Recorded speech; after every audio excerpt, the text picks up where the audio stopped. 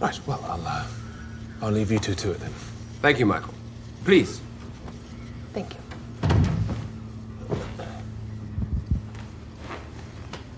Ready when you are. Well, we can't really start without passing comment on the situation in Egypt and the international response. Why? Huge demonstrations on the streets of London. Eden caving in to international pressure and calling a ceasefire. You don't think it's a pretty significant moment for your country? Well, perhaps, but I'm not going to pass comment on that. Why not? It's not my job. It's not what members of the royal family do. But you must have thoughts about it. Of course. I'm a vegetable, but my thoughts on issues like that remain a private matter. One can't help wondering where it leaves Britain's place in the world. Oh, I'm sure Britain will be fine. No, the view from over here is that Britain has been publicly humiliated. Oh. As someone with surprisingly progressive views, that must concern you. I have progressive views. You don't think that you do? Televising the coronation? Advocating modernization? That's just common sense. If you're a progressive, one prepared to make changes. Well, let's just say that I learned very early on that it's wise not to take things for granted. You're referring to your family. How they had to leave Greece in the revolution. Your grandfather was shot. Your father fled to avoid being shot. Yes, correct. Well, you see, there's so much that people don't really know about you. I can assure you it's all been rather embellished. The truth is really quite dull. Oh. How you personally fled Corfu in an orange crate. And then in childhood, in exile, always on the move. Exile is too strong a word, too emotional. Just how it was for everyone. Just got on with it. But it can't have been easy. Was the trauma of being in exile what brought on your mother's illness, do you think?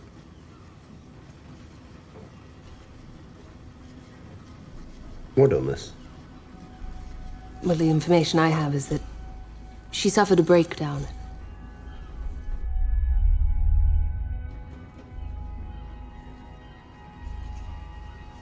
Things weren't easy for her. But she got on with it. But she was taken away, wasn't she? To an institution. And then your father promptly abandoned the family, ran off with his mistress? I don't know what you've been reading or who you've been speaking to, but both my mother and my father played very active roles in all their children's lives. So it isn't true that you didn't see your father for the last 6 years of his life? I think if we're to remain friends, we really should move on. All right. May I ask you about your education? Sir.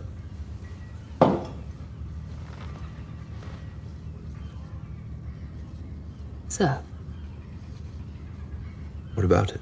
That was pretty unusual, too. I went to boarding school in Britain. I don't see what's unusual about that. For a while, but then you were taken out of there and sent to school in Germany. Because my sisters live there. Your Nazi sisters. Christ. One of whom was married to a close personal friend of Hitler's. I was at school in Germany for less than a year before I returned to the United Kingdom. What point are you trying to make here? I think it's pretty clear which side I was on. My record in the war speaks for itself. I'm simply saying that your background is so much more interesting and complex than people might imagine. Do they imagine anything? I think people are curious. Here is this striking, handsome man, walking beside the most famous woman in the world. Who is he? Well, I hate to disappoint. But he really is just a normal man in what from the outside probably looks like rather a strange life, but from the inside really is no different to anyone else's. I don't think there's anything about you that's like anyone else. From a young age, you were effectively orphaned. Your favorite sister, Cecile, also a Nazi, died in a plane crash. Yeah, I really think we should move on What now. kind of impact does that have on a man? That's the kind of trauma that will doubtless have a bearing on how your own children and the future King of England are brought up. It's enough. I think people have a right to know about their leaders, don't you? Especially ones that can't be thrown out with free and fair elections.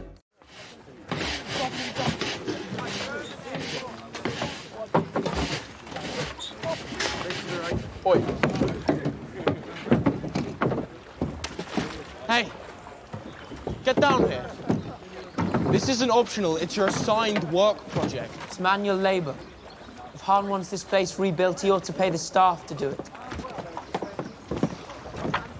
Stop.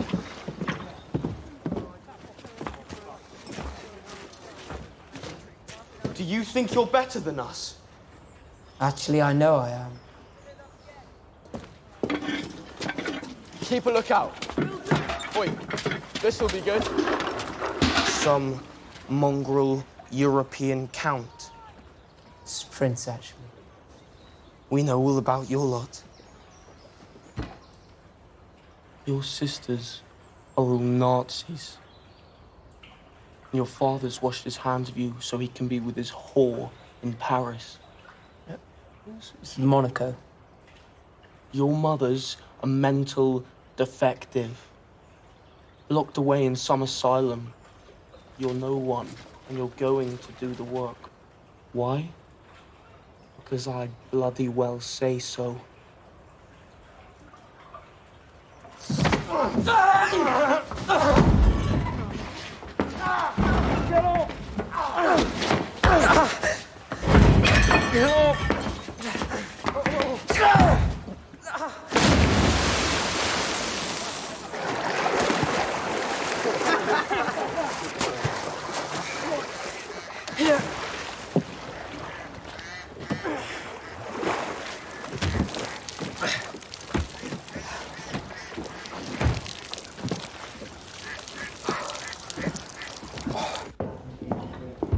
Sit yourself down.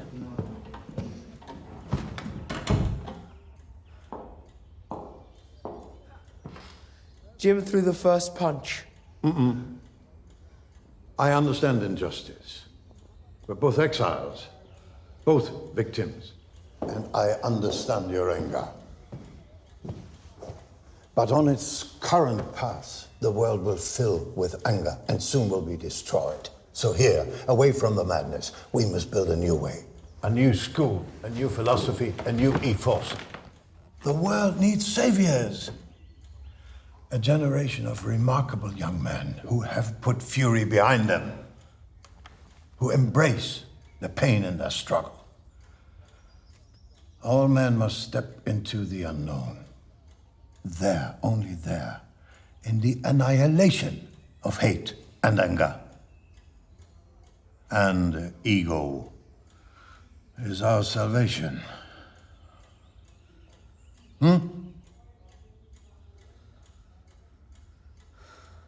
I can't stay here. They're all mad. Completely mad. Cousin Louis' wedding falls Than your half term. Don wants to fly. I'll tell him I won't go and you can come and stay with me. in Germany. Just the two of us. Probably. What does that mean? I didn't tell you. I'm expecting. Expecting what? A little one. Again? Don't be like that. Castles need to be filled. And Herr Hitler is encouraging us to have as many children as we can. As Germany grows, she will need more soldiers.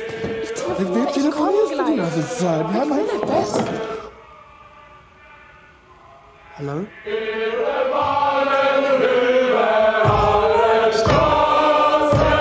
Hello?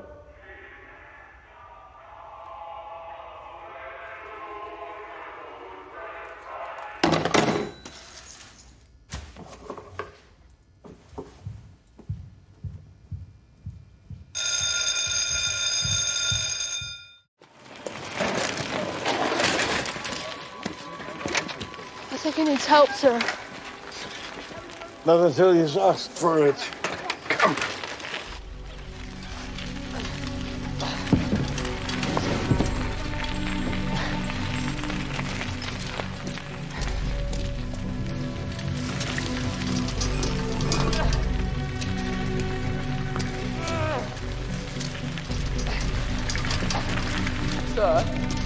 Move on.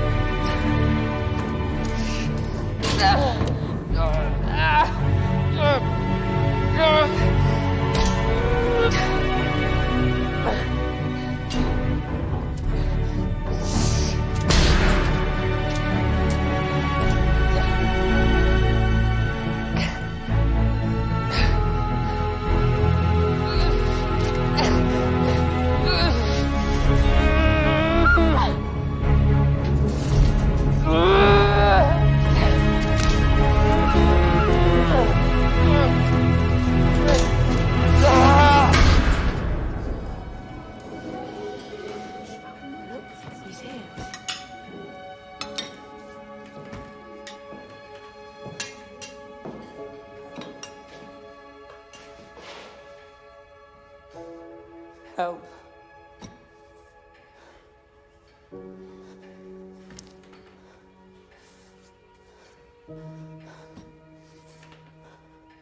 Speak up.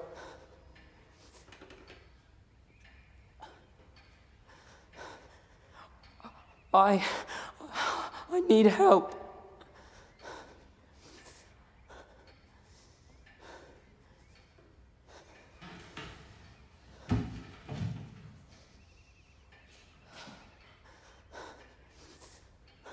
So. Now we go.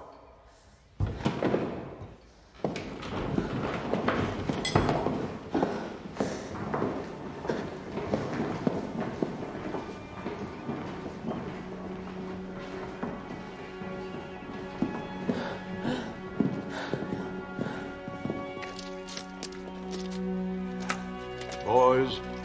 Boys. 3, 2, and 1. Lift up.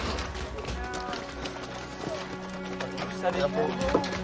Right, stop. Walls back. Yeah.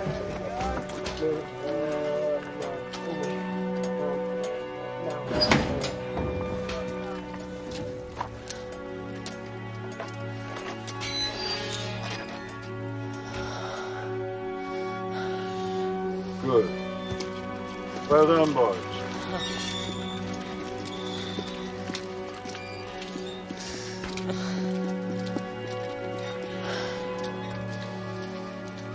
You too, Philip.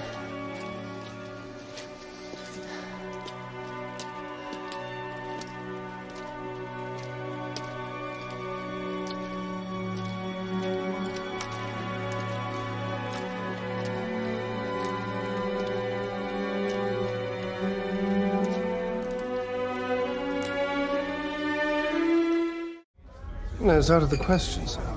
Why? We have a strict schedule as part of an official tour. And to take the man back to wherever he came from would be to turn back in entirely the wrong direction. It'd take days, maybe a whole week off our important schedule. We can make that time up. And the man's fortunate enough we saved his life. We'll simply drop him off at the next destination, and that'll be that. He will be needlessly separated from his home, find himself in a strange country with a foreign language, away from his family. Not my concern. Another vessel with less important duties might find time for such sentimental charity. We've done our important duties and are on the way home. We're effectively a glorified pleasure cruiser with an abundance of fuel and time to spare. Sir, my decision as flag officer is no. And my decision as Admiral of the Fleet is that we do.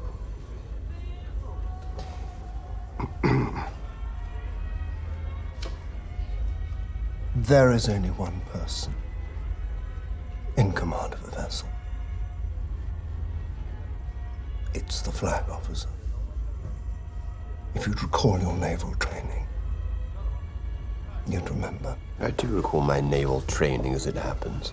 Manning command posts on destroyers during the war, the same war which I believe you spent on shore duty.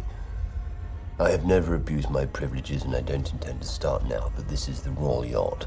I am on it representing the Crown, and I say turn it around and take this man home.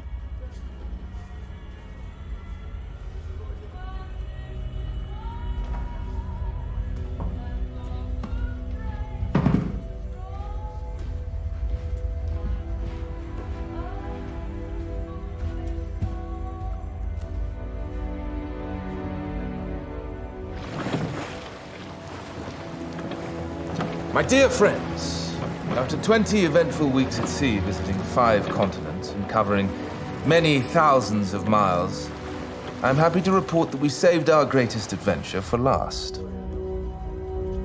As the Royal Yacht Britannia turned naval rescue and we fished a shipwrecked mariner out of the water. Our brilliant surgeons operated on him. Then we went out of our way to return him to his home, his family, and his people.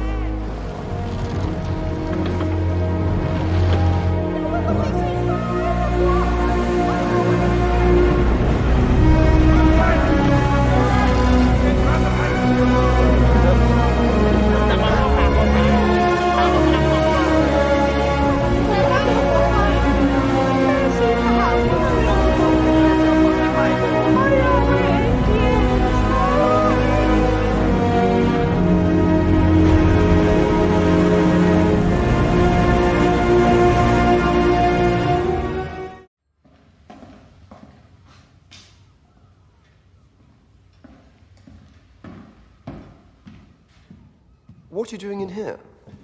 Why aren't you dressed for dinner? I need to talk to you. What about? Could you close the door?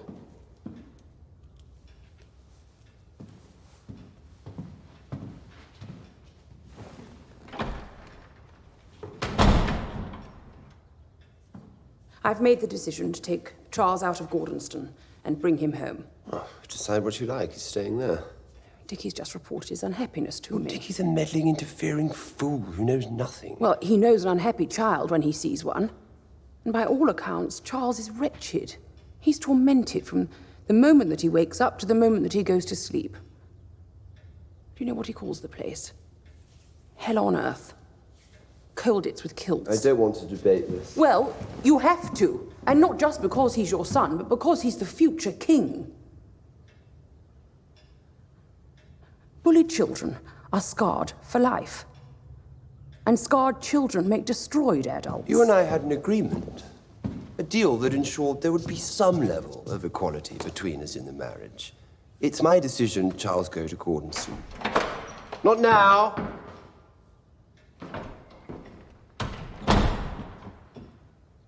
And that would be fine for all our other children. But Charles is the future of the crown.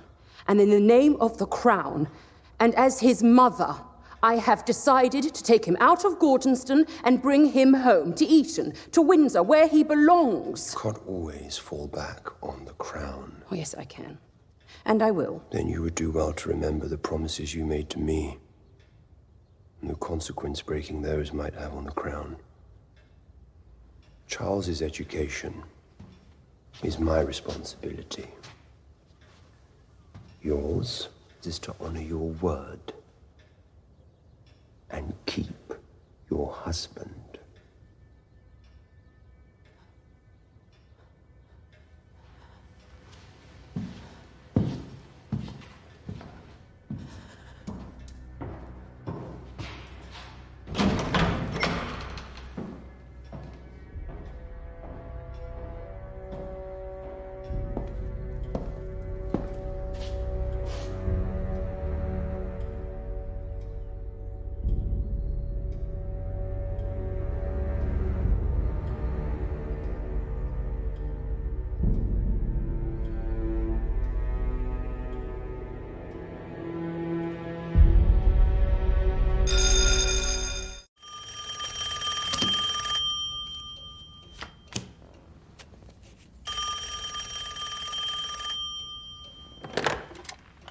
Yes. Lord Rochester, Your Majesty. Thank you. Plug in. Porchy? What a palaver. What is? Getting through to you. I picked up the phone to you just after 9 this morning. It's now gone midday. Oh, don't exaggerate. But yes, I know. It is infuriating. Far away. You asked me to come with some figures for you with regard to Oriole. Although I'm numerically dyslexic, runs in the family, I'm afraid, like the high forehead. I have done the sums. See if this helps you with your decision. In the course of his lifetime as a racehorse, Oriole has made you just over £40,000. Goodness. But if you were to put him up to stud, he could make you far more. He's a recognized champion with a top-notch pedigree. You could stand him at Wolferton stud for top dollar. Well, that's the decision then. Good. And in the meantime, I'll ask if I can get you a direct line. To you? Yes, to me. Why? Or is there anyone else you wanted to speak to here? No. Good. What is it? Top dollar? I need numbers. 400. A pop. A shot. Sorry, I'm trying to find a less onomatopoeic expressive of what is ultimately... I know what it is. A shag. A cover. A cover? Yes, that's the correct term for... A horse hump. Yes. So what might you earn, then, over the course of the year? Well, in 1 year alone, Oriole might cover 40 mares, making about £16,000. Good for him. In the course of his lifetime at the stud, he might sire 500, 600 foals, making me over £200,000. Creating an entire generation of offspring. Yes. Father to all the fells in our stables and any other stable that could afford him. Yes.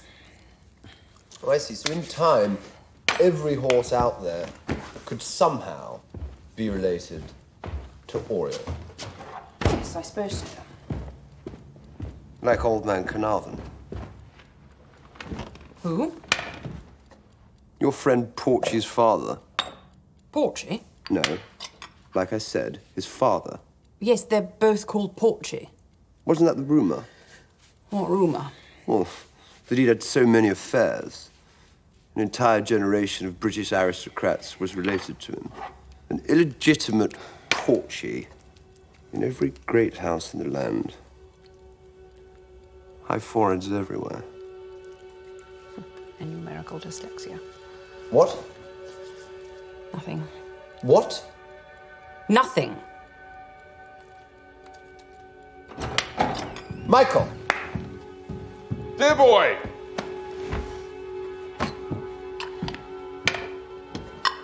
Good night. Good night.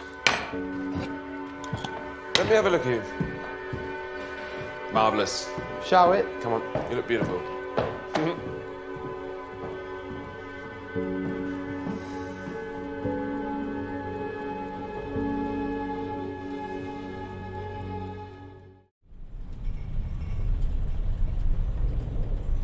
So I thought we might take this opportunity, without children, without distraction, to lay our cards on the table. And talk frankly, for once, about what needs to change to make this marriage work. Right. Who goes first? Stupid question. If I've learned one thing by now, it's that I go second.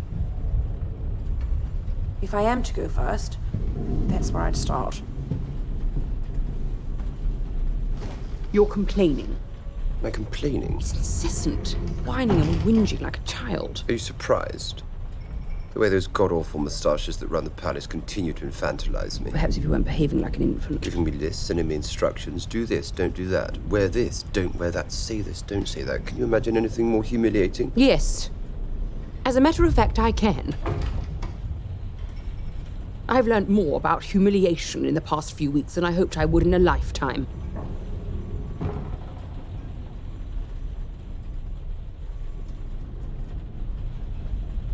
I've never felt more alone than I have in the past 5 months. And why do you think that was? Because of your behavior. Because you sent me away. Yes, and why do you think that was? I don't know. You tell me. Because you're lost. You're lost in your role, and you're lost in yourself. Christ. Look, I realise that this marriage has turned out to be something quite different to what we both imagined. Understatement. And that we both find ourselves in a prison. In a situation that is unique. Our marriage is different to any other in the country because the exit route, which is open to everyone else. A divorce? Yes, divorce. It's not an option for us. Ever.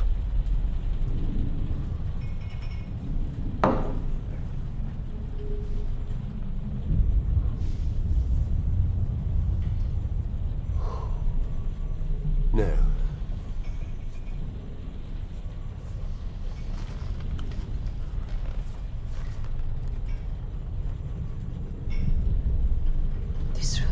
This restlessness of yours, it has to be a thing of the past. It's what I need. And it's what our family needs. The monarchy's too fragile. You keep telling me yourself. One more scandal, one more national embarrassment, and it would all be over.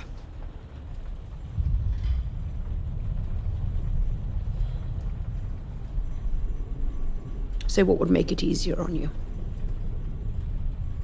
To be in, not out. What will it take? you're asking my price.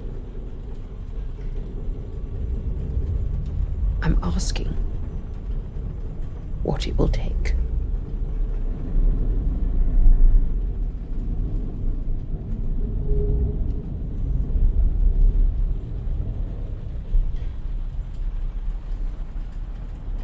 All right. To make it work, to make it bearable, I'll need the respect and acknowledgement of the dreaded moustaches.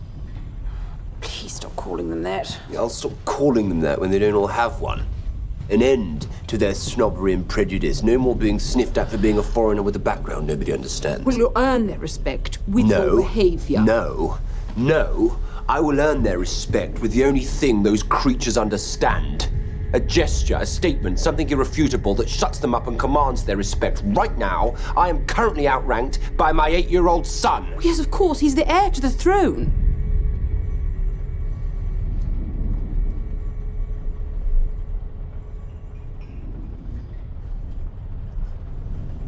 I am his father, Elizabeth.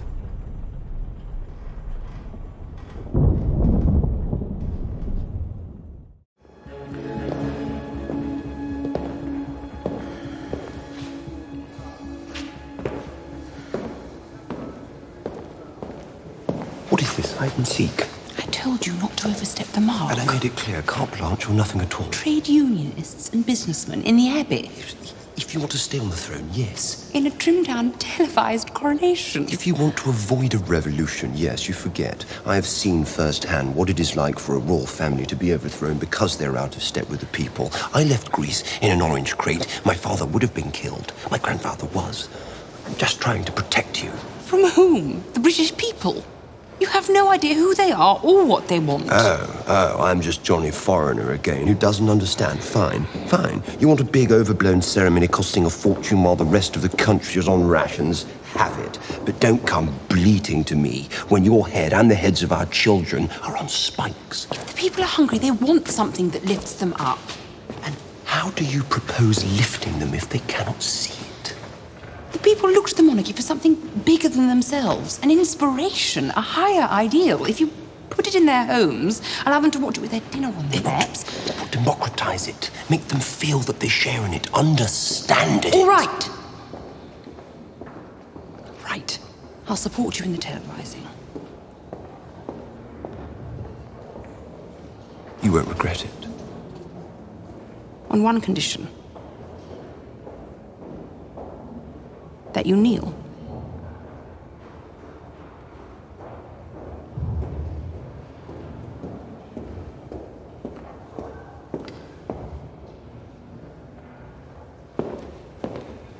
Who told you? My Prime Minister. He said you intended to refuse. No, I merely asked the question whether it was right in this day and age that the Queen's consort, her husband, should kneel to her rather than stand beside her. You won't be kneeling to me. That's not how it will look. That's not how it will feel. It will feel like a eunuch. An amoeba is kneeling before his wife. You'll be kneeling before God and the crown, as we all do. I don't see you kneeling before anyone. I'm not kneeling because I'm already flattened under the weight of this thing. Oh, spare me the false humility. Doesn't look like that to me. How does it look to you? Looks to me like you're enjoying it. It's released an unattractive sense of authority and entitlement that I have never seen before. And in you, it's released a weakness, an insecurity I've never seen before. Are you my wife or my queen? I'm both. I want to be married to my wife. I am both, and a strong man will be able to kneel to both. I will not kneel before my wife. Your wife is not asking you to. But my queen commands me. Yes. I beg you make an exception for me.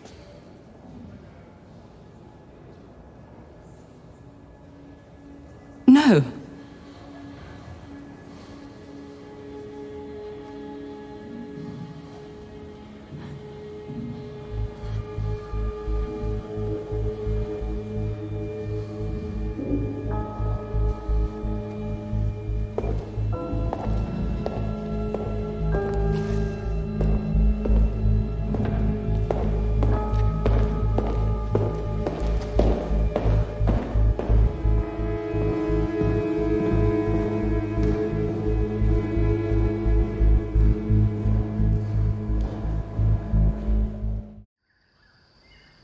Who is it you think you'll be letting down anyway? A koala? whole thing is a circus. It's a miserable circus, trudging from town to town with the dancing bears. What are you doing? No, I'm taking back this small pleasure. You've taken away too much. No. Those things will kill you.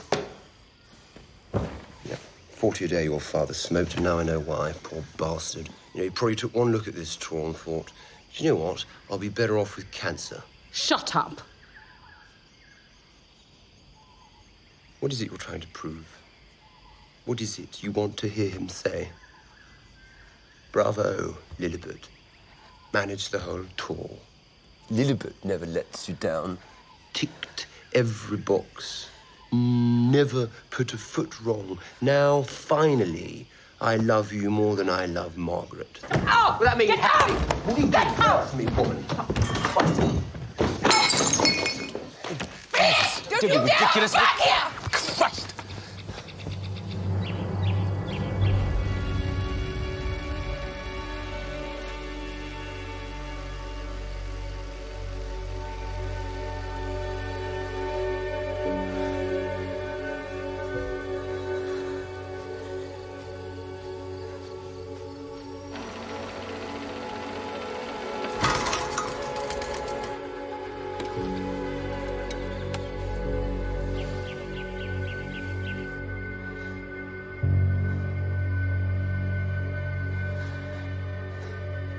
Let me go and have a word.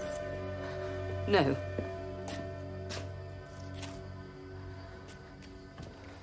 I'll do it.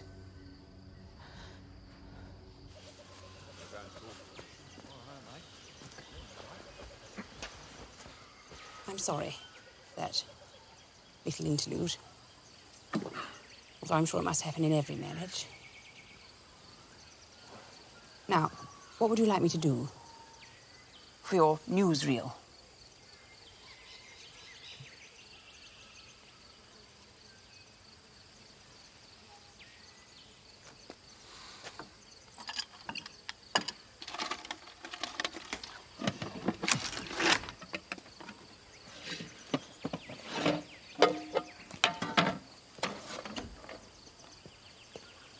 Another gift for Your Majesty. Thank you. Your Royal Highness.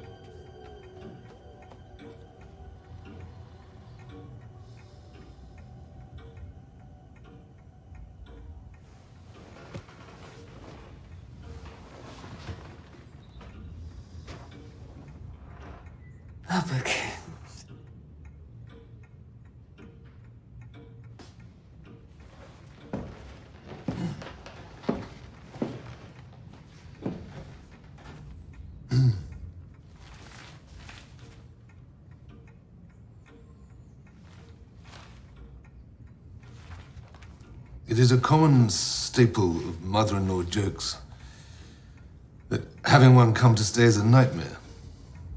But having this mother-in-law to stay can only be a blessing. For Princess Alice is that rarest of creatures, a member of a royal family that has suffered more than the rest of us, worked harder than the rest of us, and created more good than the rest of us.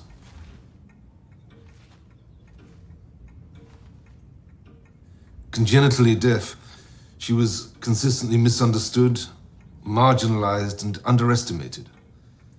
Doctors inflicted untold horrors on her, X-raying her womb to bring on menopause and reduce her libido.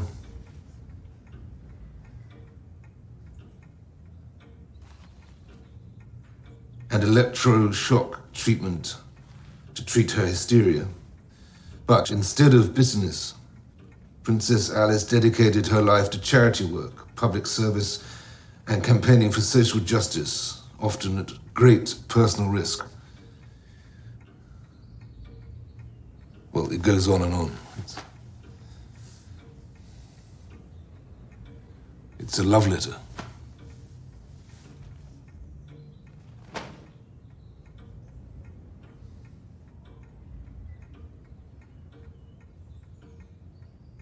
I owe you an apology. Whatever for? My faithlessness. All this time, I've been trying to keep you out of sight of the cameras, when quite clearly you should have been center stage. If anyone owes anyone an apology, we both know it's the other way around. At least your sisters had something of their mother. When we were forced to leave Greece, I couldn't cope.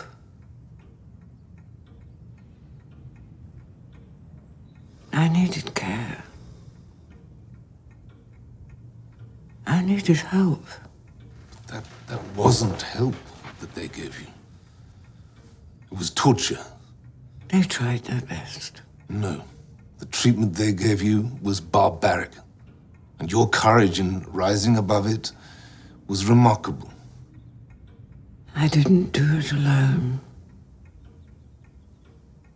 I couldn't have. I had help every step of the way.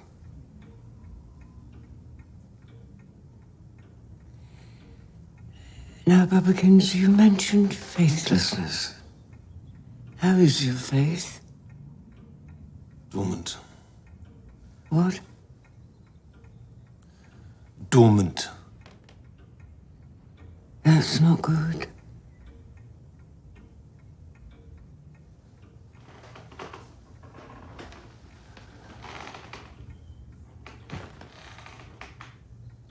Let this be a mother's gift to her child. The one piece of advice.